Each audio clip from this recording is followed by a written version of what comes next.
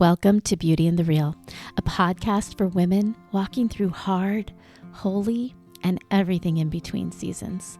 I'm Rhonda, your host, a Jesus-loving wife and mom who alongside of you is learning to trust God and to find beauty in the middle of real life moments, messes, and meltdowns. Together, we're choosing to walk in faith even when we don't feel brave. So come along as we uncover hope and purpose woven into our real life stories and the stories of those around us. Hello, and welcome back to the Beauty in the Real podcast. Today, I am joined by a fantastic, amazing, beautiful, gifted woman of God who is going to share her story with us, and I can't wait for you to hear. So welcome, Jessica. Hi, thanks for having me. Jessica is the proverbial girl next door. Well, thank you. Yeah. Jessica and I met through Instagram, and I'm going to tell you before we dive into her story, one of the things that I love about her and that I know you are going to love about her too is the way that she is able to take the story of her life and share it in a way that is real and relatable and full of humor and sadness and God's faithfulness, but she does it in a way that makes it feel so approachable. Like, I always feel like I can ask her anything, and she answers the sometimes ugly truth, but always laced with grace. And so I'm excited for you guys to get to know Jessica as well. So Jessica, firstly, I want to just talk briefly about your art, even though that is not really even what this story is about. But since it's behind you, if people are watching on YouTube, tell us, what do you do for a living, sort of? Yeah, a few years ago, I just stumbled my way into becoming a painter, an artist. It was a hobby, and I just wanted to do something fun for my next job. And so for a few years now, I've just been working hard to be able to make it worth doing more of. So yeah, I paint. Right now, I'm into landscapes or abstracts. But yeah, my day job, I guess you could say, is an artist. And I also teach art as well. And her art is beautiful. I will be sure to link her website and her Instagram in the show notes for anyone who wants to check it out. But as I mentioned, that's really not what her story is about. And so Jessica has 4 beautiful children. And about 3 years ago, she lost her husband in a very sudden and unexpected way. And we are going to dive in to that story. But before we do, Jessica, let's just talk about what your life looked like before that day. And tell us about Jared. Tell us about your family. Tell us about what an average day looked like for you before the whole world changed. Okay, yeah, I'm a little under 3 years right now, so I can say if we go back 3 years, I was living out my dream, really. And, people say don't take it for granted, enjoy the good old days while they're here. And literally, I did, like, I knew how good I had it. I married far out of my league. I woke up every morning, and like, I'm not exaggerating. Like, I really, every day, I was just like, is this really my life? Did Jared Kime really marry me? Are these really my 4 awesome kids? That doesn't, my life certainly wasn't perfect. Everything didn't go smooth sailing. There were bumps in the road, but overall, I just stood in awe and thankfulness to God for the family he gave me for this season of life that I was in. Yeah, so I got married to Jared. We met in college and got married a few years later. And we birthed 3 kids and adopted 1. Not in that order, though. And so 3 boys, 1 girl. At the time, our church was going through just like connecting the gospel to adoption. Like, we had many sermons about that. Metaphorically, like the way that God adopts us as his children.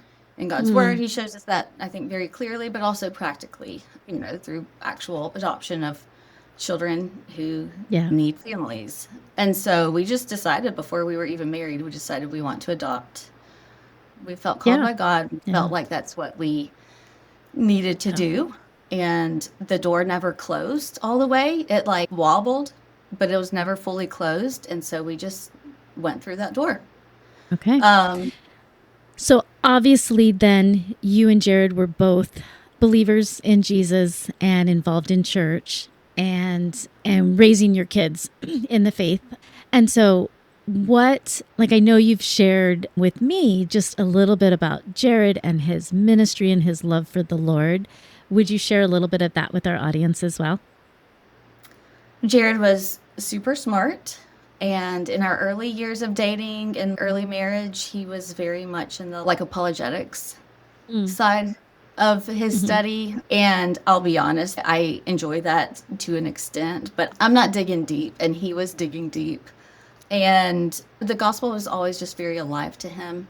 It flowed from his mouth in conversations. Well, he was very outgoing. He had a natural gift of speaking conversation and making it very natural, but very inclusive. He made people feel important just by the way he talked to them. I don't know if that makes sense. Yeah, I've known people like that. And it's such a beautiful gift.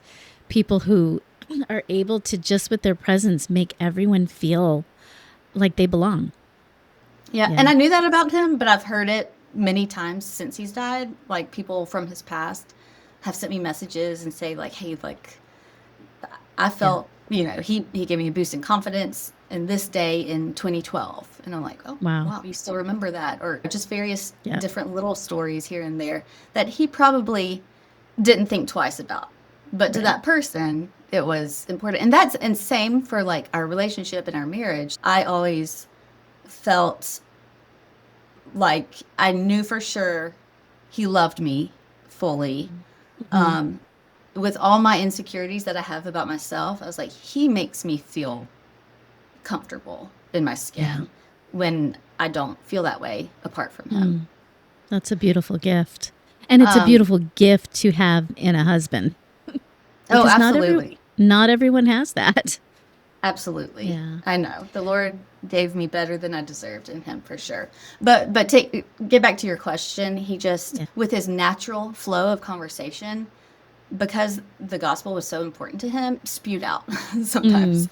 in a That's in a awesome. beautiful way. But he was very natural at weaving gospel threads, at telling strangers or friends or our kids or Mm. anybody with ears about something he's learned or something he read in the Word that day. Throughout the years, he was involved in an official way with various ministries in our church, but he also very unofficially was just it's just what he did. It was his personality. Yeah. It's what he did. It it just flowed out of him.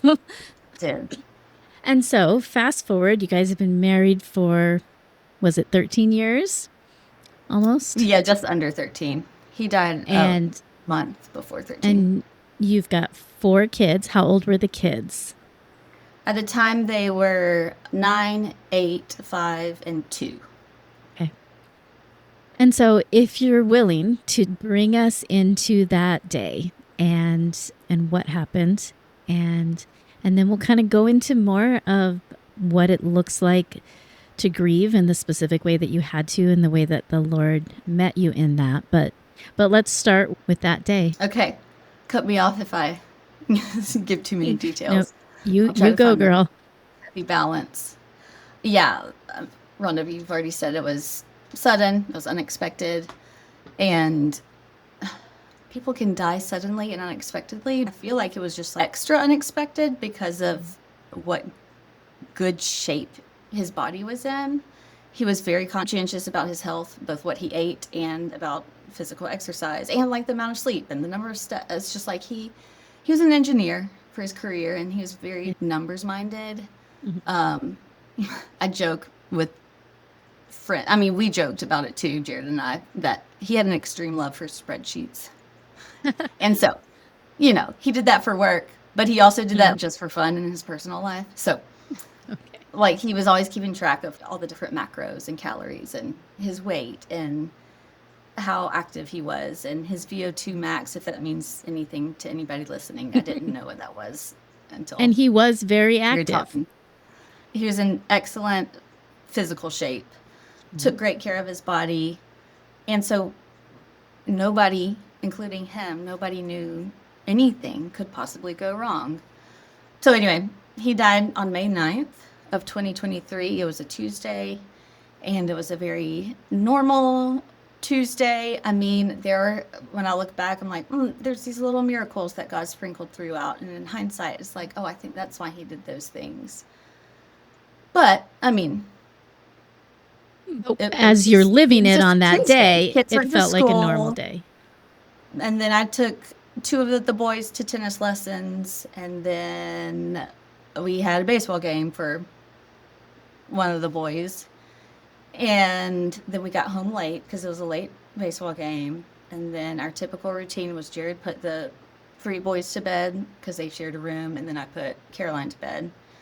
And typically we did that at the same time. And then after putting the kids to bed, that was just like our husband and wife time. We, hang out, chat. And that was just my favorite part of the day.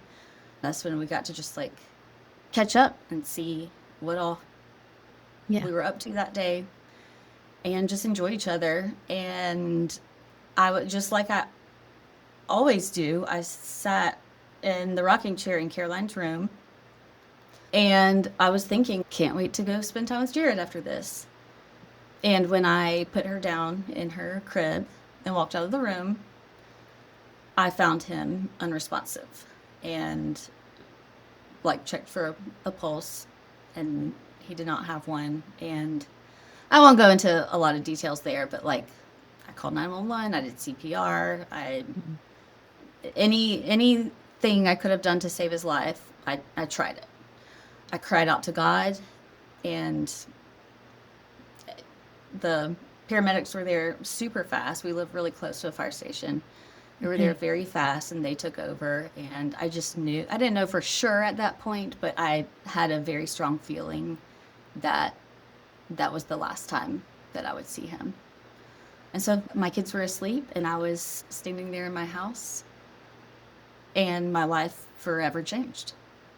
And my kids didn't know it yet, but their lives forever changed too.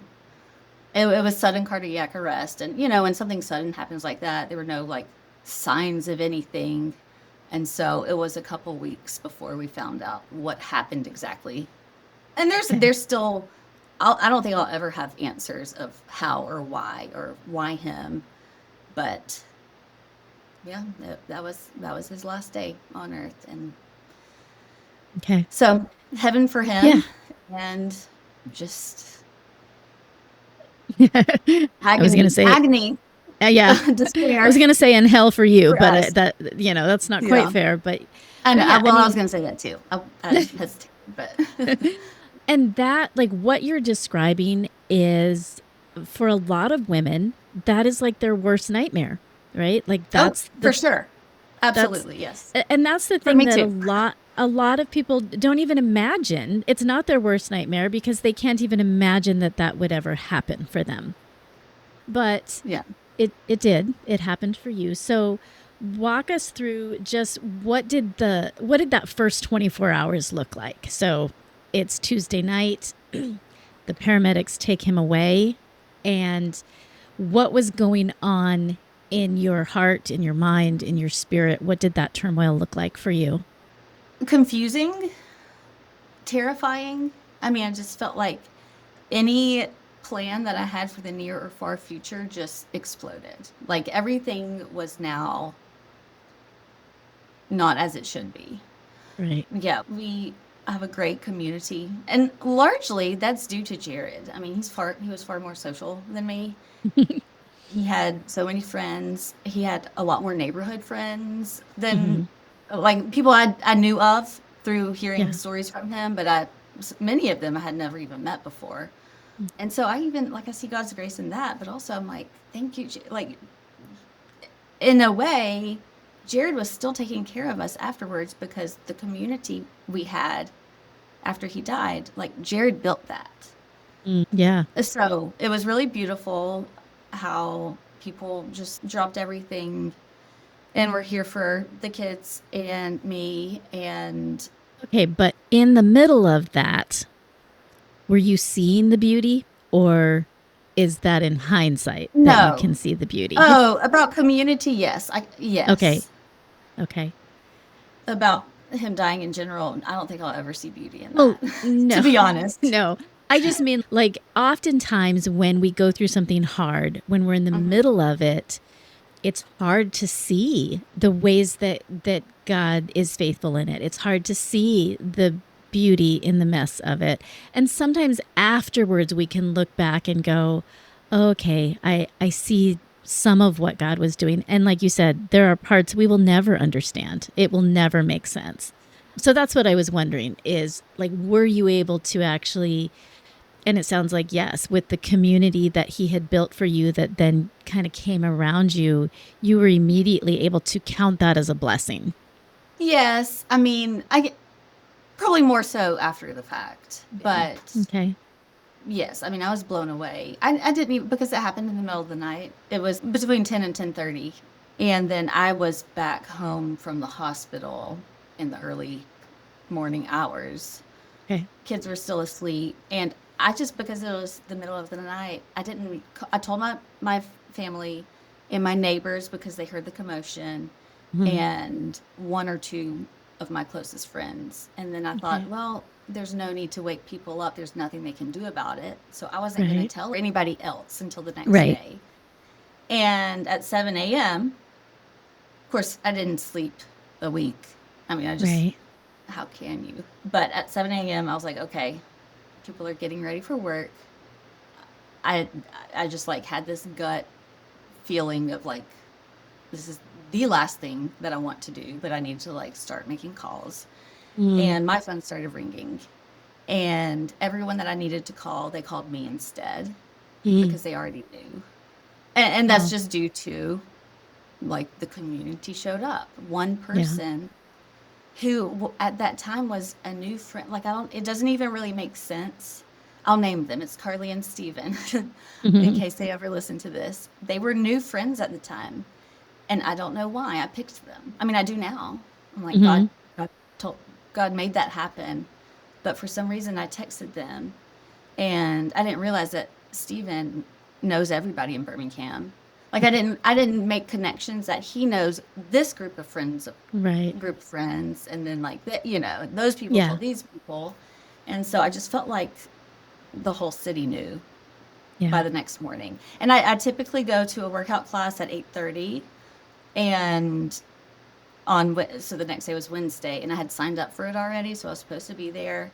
And one of my friends texted me and said, or maybe she called, I don't know, but she was like, shocked. She just found out, and she said the whole class of like 40 people, like a huge class. And Mhm. I only knew like maybe three of them. She said the whole Mhm. class just stopped and prayed for you. And I was like, first of all, how did you even know? Mhm. Second of all, like second of all, praying like at the gym. I Yeah. had never heard of that happening before. And Yeah. I'm like, I don't get it. I don't know why or how that happened, but it's just the Lord worked so clearly, so quickly too. Mm. I mean, I felt Yeah. like And the rest of the world had just woken up, and right. already they're acting in all these ways on my Yeah. behalf. And we are going to get into more specifics of just later on how a community can come around someone like you, which I think will be a really important part of our conversation. But before we get there, so the next thing is you needed to tell your children um, who Right. miraculously slept through the whole night with paramedics coming in and out and all the things. So, how did those conversations go? Yeah. Let me just say I did not go to that workout class if it sounded like that. I normally did on Wednesdays. I didn't go that Yeah. day. Okay. So my kids are all notoriously terrible sleepers. They wake up at like a squeak in the floor, and we have an old house, so there's lots of squeaks. And there was a lot of commotion that night, and nobody woke up. And it doesn't take away the fact that still we lost a husband and dad, but like it could have been so much worse. It could have been so much more traumatizing, Mhm. like situationally traumatizing, like I think it would have brought up like feelings in this house. You know, it would have just made things Right. a lot more complicated if they have like witnessed it. Or Right. if I had to make the decision of do I follow the ambulance or do I stay here? But they were Right. sleeping, so that was an easy decision. A neighbor was here while they were sleeping. And thankfully, they all woke up individually the next morning. So I just let them sleep. And when they woke up on their own, I, had the impossible task of telling them that their dad died. And so each kid processed that differently, and they still are. I will say initially, like, they handled it better than I expected. Now, what I see in my kids and their loss is I see what's missing. I don't see sad kids who are crying all the time. Like we have joy in our lives, thankfully. And most of the opportunities they would have had before outside of family, like they still have those. But what I see is what they would have had Right. if Jared were still here. So I see what's missing. I see like no more pillow fights with dad before bed because that's not me.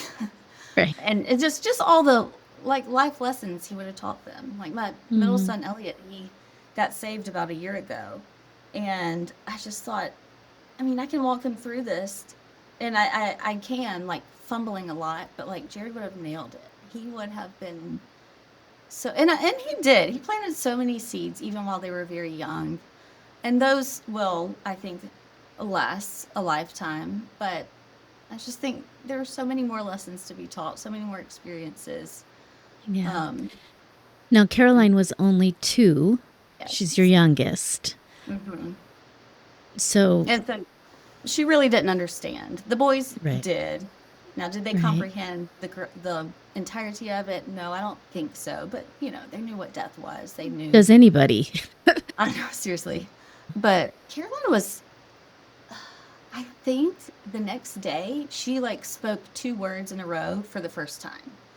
Wow. So it's like, oh, he missed that. Oh, so anyway, she wasn't doing a lot of talking quite yet. Mhm. And so, yeah, So, there wasn't, she seemed to be less affected by it right. because she couldn't comprehend. Yeah. But when she And did start getting her words, she would walk around the house just singing playfully and delightfully. She mhm. would sing, "Oh, Daddy, where are you?" And it, Oh, like, what do you do? right. Does she have memories of him? It is so wild that, yes, she does. Now, we Oh. talk about him all the time, and I will never Mhm. stop talking about him. Yeah. So, you know, I wonder how much of it is because we like keep that going very intentionally. But yet she has never given me, so she just turned 5. So most of her life has been without him. And I have never heard her say or do anything that sounds like she's forgotten him, Mm, which that's a gift. that is. That is. So for you, does loneliness look like in a house full of children? Because you lost your best friend, and yet you're never quite alone these days. Yeah, it's a good way to Yeah. put it. Okay, I wrote an Instagram post on this at maybe the 3 or 4 month mark, and I think I had 4 ways of like I'm alone but never alone, alone but never alone. So I'm alone. I felt alone without a husband because like even like in a crowd, like at a Mhm. baseball game, we see moms and dads everywhere. We see Yeah. families everywhere, and of course I'm even much more aware now of how many single parents there are. And I wish I had my eyes more open to that before. But I'm not the only single mom trying to handle all the kid things on my own. There are Right. others. But still, there are a lot of married couples. Yeah. And even in a crowded room, I could still feel very much alone because I wasn't with who I was supposed to be with. Right. And when everyone kind of turned to who they needed to talk to, I still was without my Right. person.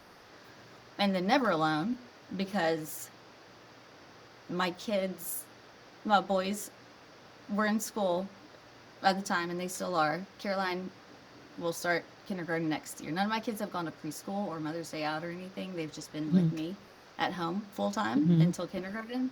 So still, I have never dropped off all four kids and just like driven away. Like Right. that still hasn't happened in 11 years of parenting. So she was a toddler when he died, and even just going to the bathroom, she'd be at the other side of the door, just waiting for me. Right. Like fingers Right. under the door, just slipping things under just to make sure she still had my attention. So, which it's a joy to take care of my children, but still, no, never away from them. Yeah. I felt like I was never alone because I did not feel that God had ever left me. Mm. I felt angry, not necessarily at him, but I always felt his nearness and his presence. Mm. So, in that way, as lonely as I felt socially, physically, sometimes mentally, like with the desire to be with my husband, who I loved so much, I was never left by God. Mm. Was the knowledge of God's nearness something that was just an internal feeling, a thought, a conviction? Was it just your faith that stepped in when your feelings were falling apart? How did his nearness comfort you in that?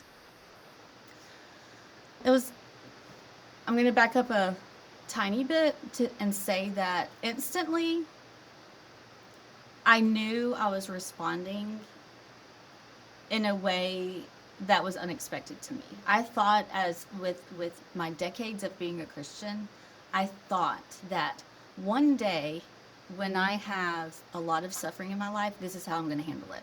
This is the strong woman of faith I'm going to be. These are the lessons I'm going to learn and teach others. And I played out none of that. And I knew it. Mm. Like I was very aware of it. So I've had like a lifetime of expectations of how I would handle grief Mm. and suffering. Mhm. And I even felt like maybe I could fake that, Mhm. but I didn't have it in me to do it. So I felt anger. And I have never, I think if you ask people from my past, like they would describe me as joyful and fun, maybe to a fault, maybe Mhm. too lighthearted, but I was never someone who turned towards anger. And that Okay. I immediately felt anger. Mm. So the only thing I think, besides just purely God just gripping me as hard as he could, is that I just had a history of knowledge about God. Mm. So it wasn't anything that I was learning in the moment. It was Mhm. based on he has never left me before. Mm. And throughout history in the Bible, he has never left any of his people. And so that is what I clung on to for dear life. To know in that moment, he didn't leave me then either. Yeah. I have a child at my feet I right was now. gonna. I mean, this is it's beauty in the real, right? It sounds like it really was the long experience of walking with God that then anchored you during the most tragic, heart-wrenching, confusing time of your life. And that's a gift. But how have you seen your walk with God change since then? I mean, I still am leaning on him in the same way as Mm. I was initially. I knew he had never left me before. He has said he won't leave me. And so I just had to trust that. It's almost like I didn't have anything else to cling to. And so that's what kept me going. And I think that's still what What a keeps me going. gift that faith is. I mean, I even like didn't even know how to pray those Yeah. first couple weeks. Now I feel very close to God in prayer. But for a while, I was just so like, how could this happen? Like, how? I do know the night that Jared died, I cried out to God, like, out loud in a way that I never have before. You see it on movies or like hear about it, but like I didn't never think I would be pleading Right. for God to save my husband. And I was. And once the haze lifts a little bit, I felt like I had just thrown this big fit. And then I walked away. And then, like, when you re enter the room, it's kind of like, oh, well, hi, Oh, I'm back. Like, oops. I just kind of like thrown a little fit, screaming out to God. And then I didn't know how right. to restart. I felt like I was just kind of resetting almost. Like, how do I even. That prayer was a no. And I think God does say Yeah. no to prayers. The one, I mean, from my entire life, that was the one I wanted the most. And God did not answer that prayer for me. He did not save my husband that night. So it was kind of like, well, what else would I ask of him? Like, what else? Why ask for more? So I did feel a little bit stuck with my prayer life for a little bit, but that didn't last very long. I think that's God's grace that He allowed me to come Yeah. back in His presence and, commune with Him. And in a lot of that also, I'll name community again, friends, people who I already was very close with before, and kind of outskirt friends who unexpectedly jumped right in and became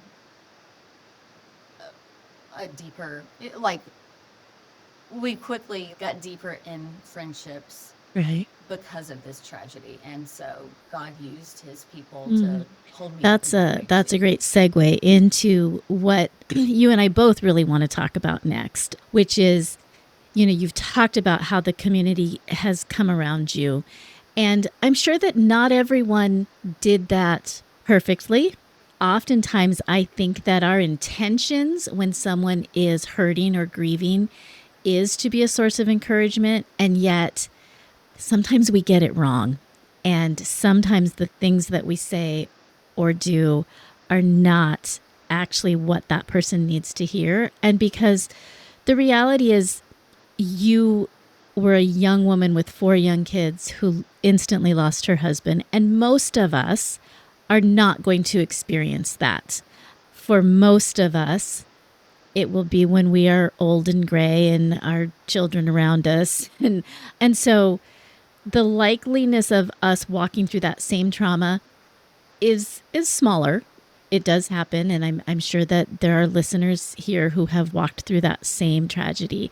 But what I would love for you to do is to help us understand, how can we come alongside our neighbor or the woman at church, or someone else who's walking through that unimaginable loss. What are the things that were said that helped you, and what were the things that were said that hurt you? How yeah, talk us through what that looks like for the body of Christ to come around you. Great question. Of course, everybody grieves differently. And I've just in books I've read and podcasts I've listened to since then, some people have said the opposite of what I'm going to suggest. So just keep that in mind. Consider your friend's personality. Are they seeming open, or are they trying to have some distance? So, I feel like case by case, obviously it needs to be a little different depending on who you're dealing with. But I will give my take on it. And I will say what I've learned as far as like how to help a friend who's grieving. I think I've learned this mainly from, I would love to share it with other people, but I think I've learned this for myself. Because before I had entered into such tragedy, I was the person who didn't want to say the wrong thing, so I said nothing at all, and I would just like tiptoe around a subject, if at all. I wanted to be there for people, but had no clue what to do. So I'm saying this for myself, and maybe it could also help someone else. Because in my experience, I did not want anyone to say nothing at all, even though that's what I had done many times in the past. When I felt that happening, I didn't like it. I would have friends or people like referred to it just very vaguely, say like, well, everything that happened. I'm like, my husband died. Like we Right. can name that. In my opinion, it doesn't need to be taboo. I would love for people to still tell me stories about Jared, still say his name, still tell me when they think of him. That is Mm. really valuable to me. In my opinion, I'd rather someone say something and be a little fumbly about it than to not say anything at all. That's my opinion. I've heard numerous people say, like, it's not super helpful to be like, let Mhm. me know how I can help you. So I feel like that's kind of a globally accepted. Don't put the burden on someone else to figure out what you need to do. If you're going to offer something, be Okay. specific about it. What I haven't been able to forget that I wish I could forget is a small handful of people who said, Jessica, I am so sorry. And no matter what, I'm here for you. And that was literally the last Mm. time I heard from them. So I want to caution people, only say those, like, those are Mhm. easy words to say without any meaning. So I would say, don't say I'm here for you unless you have plans to be there for them. And maybe that's not physically, maybe you don't live local to the person. It doesn't have to be physically with them. But if you're not going to follow up with that, then Mm. leave those words out. They're so easy to say. But when I heard someone say, I'm here for you, I thought that they would be here for me. And most people who Right. said that, they were here for me. Okay. Most people who said it, they were. But for me, and maybe it's maybe it's sin in my own heart that I can't let go of that. I mean, I can't. Right. It's Do fine. you I'm over it. think It's okay. But I want to be very clear that I don't say those words in the future right. if I'm not, Do you if I have think no that plans people's to do initial so. intention is good, but they don't actually know how to be there for you? Or Absolutely. I think also, Yes. like, we are so wired for our own comfort, right? And to step into someone else's extreme discomfort when we're not sure how to do that feels really uncomfortable. So then we're wired to secure our own comfort, oftentimes at the expense of somebody else's.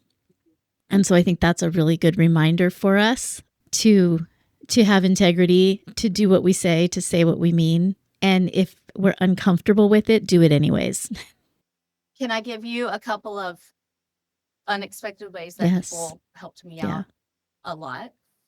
So, all unexpected. If none of this happened, it would have been a okay. It would have been fine. I had a friend. So, Jared died in May, which is the last month of school.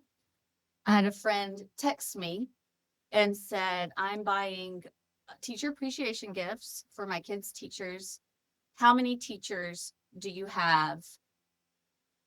That's it. She didn't Right. say, "Do you want? Should I do this? Should I not? Or let me know what I can grab." She just said, "How many teachers Mm. do your kids have?"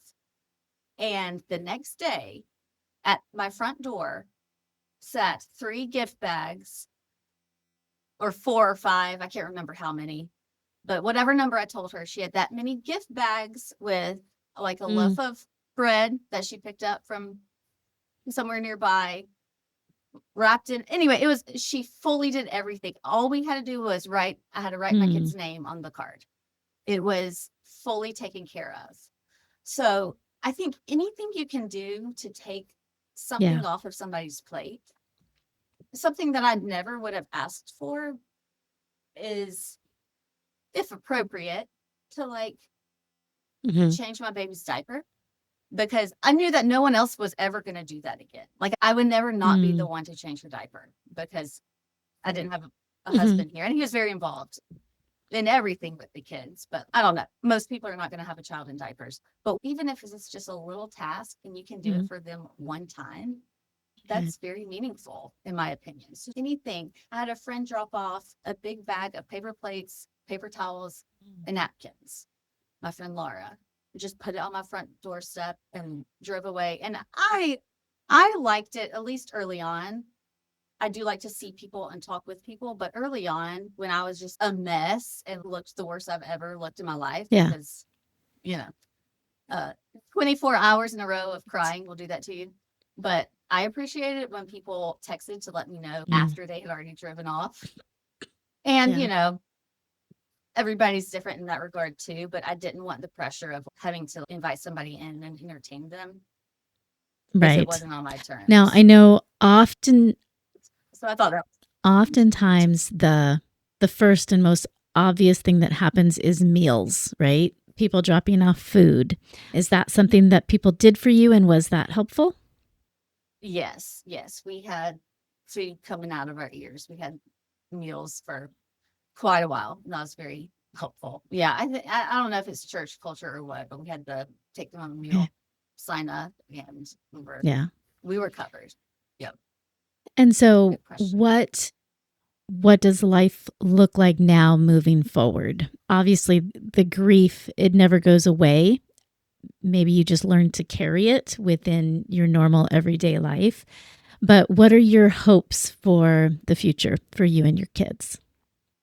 That's a good question, Mm. and I'm figuring it out Yeah. as I go. I mean, I still am battling a little bit with life is just always going to be different than I expected. We have we have joy in our lives, but it would be different. Like Jared is always missed Yeah. in our family, and whether the kids are thinking about it at that moment or not, there's always this fog of, but it would be different if he were here, or this decision would be easier to make if I could Right. just talk about it with him, or et cetera, et cetera. So I don't know if anything can just happen in life where it's like, okay, well, we're better, we're healed, and we've moved on. I think this will just be a part of Yeah. our story. And so my goal, I guess, is just I want to be as faithful to God as I can with however many days He has left Mm. for me. Yeah. Does does the idea, how do I want to ask this? Now that you have become so intimately acquainted with death, is that something that feels scary for you? Do you worry about it more, or have you just accepted God's providence in it? Ooh. Yes and no Mm. to that. I mean, I've always been a little bit on the anxious side, just in general. I've always had periods of time where I would go to like, well, what's the worst thing that could Mm. happen? Like, what if that did? And honestly, the worst, like, since I got married, the worst thing that could happen is my husband died. So we've done that. But I could always talk myself down to like, well, he's really healthy and life is fine and we're privileged and we have all this going for us. He's not Right. going to just die. He's not even sick. So that's how I would talk myself down from that. So I don't know. I kind of have to just end those battles within me by just thinking, well, everybody does die. He shouldn't have this young. It seems very unfair still, but it's a Right. part of life. We can't get to heaven Right. if we don't die. I don't know. I have to find something to justify it. And there are Right. no clear answers. So I will say, maybe in an overall general sense, yes, I'm more Mm. accepting of hard things in life. I've been through some deep stuff. So, a little bump here and there is not going to throw me off the way it used to. But in a very practical way, when I've walked into a room and found somebody I love not breathing anymore, that changes you. When I see my kids sleeping, it's Right. triggering to me for a moment. I have to look at their chest and make sure that they're breathing. And they are every time.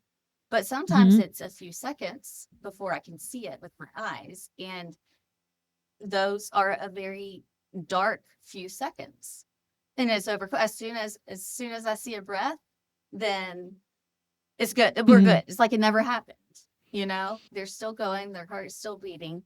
But for that moment where I don't see a Mhm. sign of life yet, my heart and my brain go Mm. to a very scary place, even if it's just for a second. Every time a child is sick, it's a little bit Yeah. scarier now than it used to be. I don't want to spend my life just worrying, like, what's the next devastation that I'm going to face? And I don't just have this, like, what doom and gloom is about Right. to come upon us. But I very much see the reality of, like, Yeah. yeah, bad things do happen, no matter how hard you try for it And to you not go also that see the way. reality of how God meets us in the midst of that suffering and sustains us in ways that we could not sustain ourselves. And that's a gift. So, Absolutely. in closing, because yes, we've shared a lot of sadness and doom and gloom, what do you and the kids do to find joy? What is it in this season of your life that just brings joy to your family? We are a joke telling family in this phase. I've got some comedian kids. So I don't know. We keep things light. I have a goal of, I want to be as physically active with them Mhm. as possible. I never in my life have played basketball, like a real game of basketball. Never done it. Never done it. But we have a basketball goal on the driveway, and I have a goal of keeping up as the kids grow in their experience. I want to be right there with them. So they'll surpass me eventually. But, I just, as much as I can, I am out with the kids, you Yeah. know, shooting hoops or throwing a football or running around being crazy or just trying to add some humor to the Mm. dinner table. That I don't know. That's just kind of our family culture at the moment. We're just trying to Okay. keep it light because we can't Right. control the rest of Because it. you've already walked through the really dark and heavy. And like you said, that will always be part of the culture of your family, but it doesn't have to be the only culture to your family. And so I love that you're just intentionally creating a life that is more than just our tragedy. And I try to say yes to them. I think I say yes to them more often now than I did before we lost Jared, just because, Yeah. well, why not? Like, I know these days are not forever. I know they're gonna grow up, and the things they ask of me now, they're not gonna be asking when they're teenagers or adults. So I think it's easier for me to Hmm. see that, not knowing how long I'm gonna be on this earth. I'm saying yes to more opportunities than I naturally feel inclined to, and that has always Mm. ended well. I've never regretted saying yes to something that I Yeah. initially didn't want to do Okay. for the kids. For other people, maybe not. So, in closing, what would you say now? Like I said, you know, yes, there will be women out there who face a similar tragedy that you have. But the reality is that everyone is going to go through suffering and hard times. And whether it's a diagnosis or a loss or death, out of what you have learned over the past few years, what is something that you would say to that woman as she's walking through her own dark times? Who God was yesterday, he still is today, and he will be tomorrow. That the creator of the universe is still, if God is still putting breath in your lungs, then you have a reason to be here and to keep going. Something That's okay. something that was a bit of a turning point for me. I think for a while I was just like looking for an answer, like, why? Why did this happen? And I'm not going to know that. And I don't need to. I'm not God. I don't need to know why Jared, why now, Mhm. why our family. But, and I've shared this with you before, Rhonda, but the song Ancient Gates by Brooke Elijah Wood is, I believe, how you say her name. That song is based off of Psalm 37. And in it, it says, well, I'm not going to quote it because I'll get it wrong, but it's about who the God that will praise for eternity in heaven is this same God that we get to Mm. praise right now. So praise him like we're there in glory. That's a line. here and now, he's just as worthy. And that hit me. And I realized I don't have to wait until I figure out why, or I don't have to wait until this feels justified in my mind. God is who he is. And I hope that other people Mm. will see that as well, maybe quicker than it took me to realize that. But the God that we will praise for eternity in heaven, we can start now. We can start today, even in the midst of Mm. the hard stuff. That's beautiful. Thank you. That is a perfect place to end because, for you, having a husband who has gone before you into glory and is there now praising the Lord, knowing that we can praise that same God, that the thing that your husband is doing before the throne of grace, that we will never be more connected to him than when we too come to the throne of grace and worship the King. And so that's a beautiful reminder for all of us. Thank you. And that's the whole point, right? Mm-hmm. Heaven is a goal. We want to get there. And many days I'm like, Right. well, why Jared? Why not me? I even have jealousy in my heart. Like, that's not fair. So I know heaven is going to be, it will all be worth it. Everything hard on earth will be worth it for heaven. But the praising God and being in communion with God is such a gift, Mm. even now. Like, what are we doing if we're not Amen. praising God now? Amen. So All right. Thank you, Jessica. Thank you for your time. I know you don't get a thanks, lot of it, Rhonda. so I appreciate you lending a little bit of your time to us. So thank you. Well, thanks for being Of super course. flexible with me. And I've had a great Good. time We'll chatting keep with you. chatting. Thank you. It's an honor.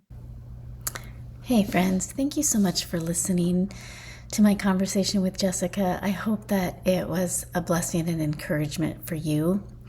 I know that I've gleaned a lot from just her honesty and willingness to share her experience, but also inspire us with ways that we can help others like her. So I'm going to leave her Instagram and her website. I would love for you to go reach out to her, let her know if this conversation inspired you, and maybe even shop some of her art as a way of supporting her. I'm looking forward to being back with you guys in another week or so with another great conversation. God bless.